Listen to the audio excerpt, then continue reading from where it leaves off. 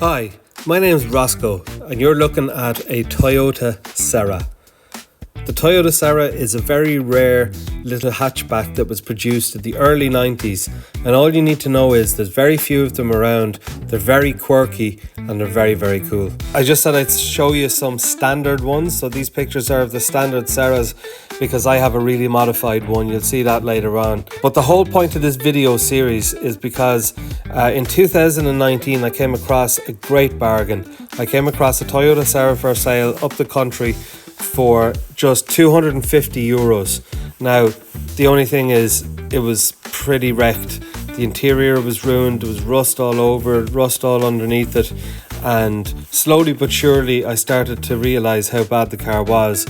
But I knew I had to get stuck in and just get it done. So in the last episode you saw me actually make some progress. I got rid of the rust underneath the car, and then I started to tackle the sides. Now I called in this mobile welder guy and he absolutely destroyed the car. That's all covered in last week's episode. So in this week's episode we're just going to get on and start doing the other jobs that needed to be done.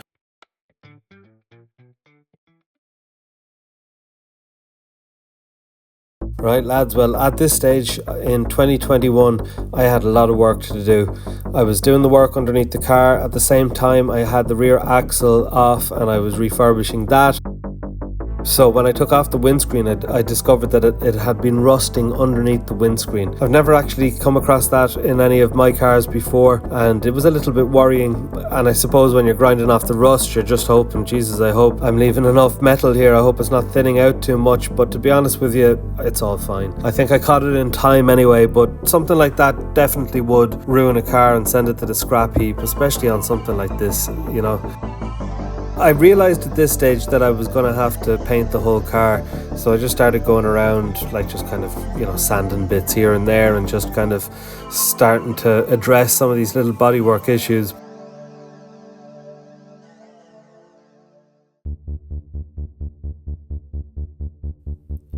The doors are obviously a very important part of this car, and when I first got the car the door struts front and rear were very weak, so I replaced them with front and rear struts that I got from AliExpress of all places.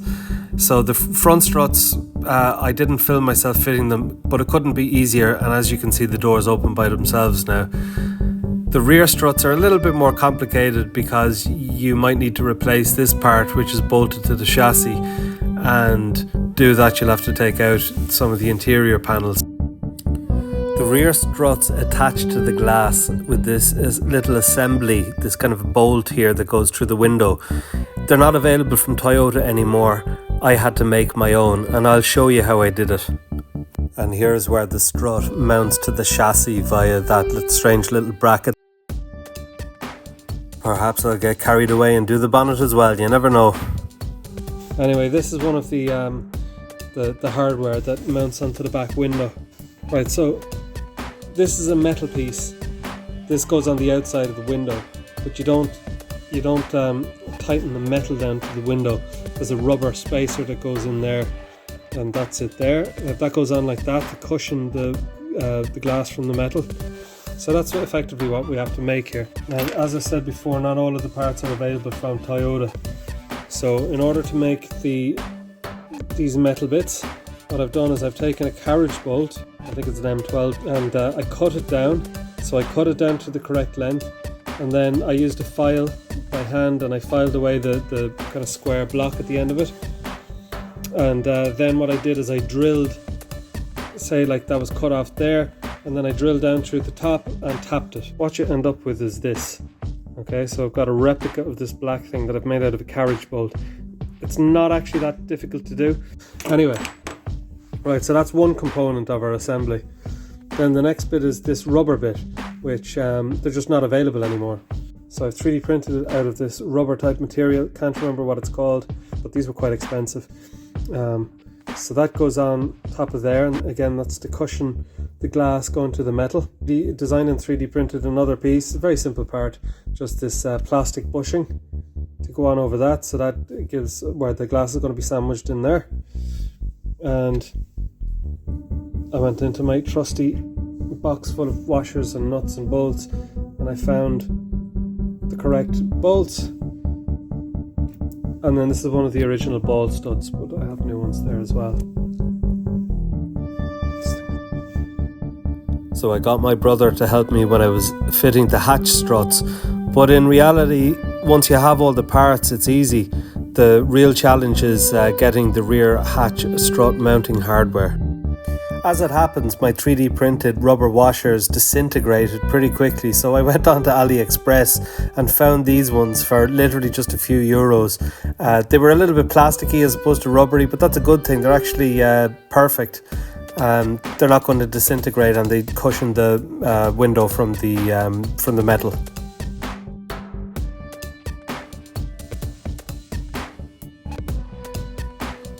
So with everything except the exhaust removed from the underside of the car, I could see that some of the brake lines needed a little bit of attention. Now, they were working just fine, they were safe, but seeing as I'm doing a nice job on everything, I might as well take it that bit further.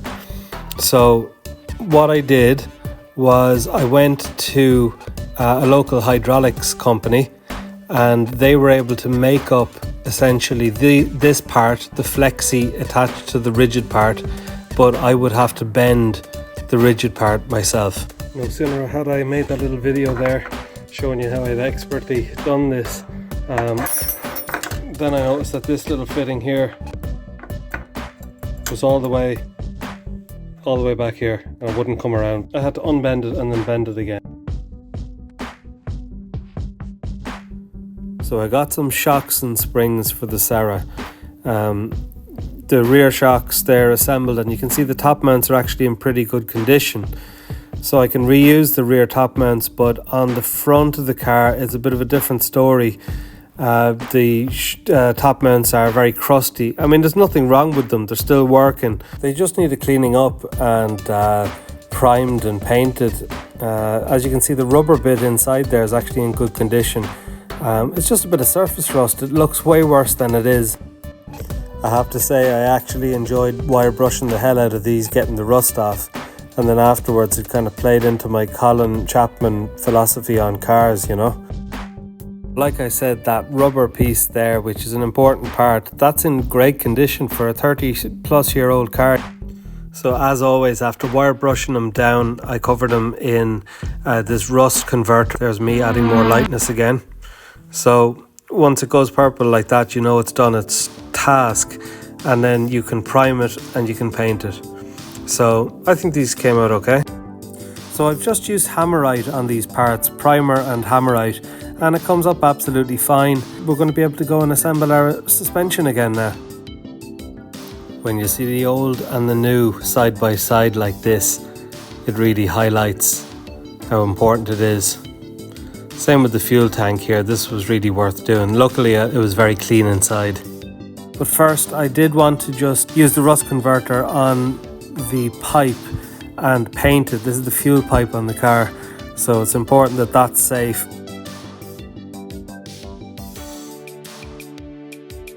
So now I had to clean up the rear axle of the car, and the rear axle has drum brakes. You can see them disassembled here. So I primed the rear axle, I then painted it again in Hammerite. It's absolutely fine, and I'm pretty happy with the way that turned out. I did my panhard rod. Again, I just painted this on and it kind of leveled itself out afterwards. Now the inside of the drums were pretty rusted out. Now I have the rear drums from the Toyota Sera. The axle is ready to go. I need to fix these drums. I've stripped down the internals of it. I'll just clean it up and paint it while it's going to strip down. I have the internals there, and I have a new fitting kit with brand new stuff in it, and I have my new brake shoes. So I took a gamble and I ordered cables for a 1999 Irish Toyota Starlet 3-door EP91, because I saw online that this part looked to be the same, the way it bolts onto the hub. The length seems about the same. So anyway, this is the first time I've had them next to each other. So we'll start with this end. So we've got the handbrake there. Everything looks kind of similar. The main difference here is this is bigger on the new one. You see there, so I'm going to have to climb under the car to see if this will fit in. Okay, I just wanted to line them up a little bit closer together so you can see that these things are more or less lining up here, and these are in the same place, and these are a little bit staggered, and then things seem to be approximately in the same place here. Whatever, you get the idea. But yeah, I think this is actually going to work. I'm literally figuring this out as I'm videoing it. Oh. But anyway, now that I have my handbrake cables and I have my rebuild kit, I'm going to de-rustify this piece here. I'm not waiting to get another one, I'm just going to do it and put it back together. This hub, this drum brake I should say, I've taken it apart and I've fitted the handbrake cable, the new one from a 1999 3-door Toyota Starlet. It's not the same part number, and I was taking a bit of a risk. Now the good news is that it does bolt on with the same size bolts in the same location, so all that is good. But what I wanted to check was the piece that comes in through the drum brake and clicks into position here. I wanted to find out, did I have any fitting problems there and did it still function properly, and it all seems to work well. And what that means is it ends up being a bit too short and probably a little bit too big. So I scrubbed the shit out of the parts as usual, got most of the rust off, or all of it I hope, shot blasted it and everything, and then it's treat, prime, paint and reassemble the rear axle. Now I have to say, reassembling the rear axle was a real treat because it just looked like a new bunch of parts going back on the car. Well, in fact, it is a new bunch of parts. Everything is new. You got the new brake lines, you got the rebuilt drums at the back, you got the new rear drums, like the actual pads in there. We reused the cylinder, but everything else in there is new, and everything just had a great finish on it, and I was very happy to put this back on the car. This was a very satisfying moment, I can tell you. This is the handbrake lever off the car, and you can see underneath the cable going to it is all frayed there and was probably going to snap at some stage. It obviously, you know, someone yanked the shit out of it doing a few handbrake turns. How bad? Except now I have to fix it. But you see this little attachment here at the end. This actually ends up being a very important part because that's what distributes the load to the two separate handbrake cables. Now you see the two outermost holes, that's what our, I don't know what you call them, tangs go into, and we'll have to drill those out a bit to make them fit. But it's a little bit more complicated than that because we need to make that part longer as well. But you know what, lads, I think I'm just going to refit the fuel tank and the rear axle to the back of the car, and we'll come back to all those problems next week. Lads, thank you very much anybody who's watching these videos, and if you're interested, all I ask is that you subscribe to the channel, and we will see you in the next video where I will be bringing you more quirkiness and more restoration of cheap and practical classics. See you then. Good luck.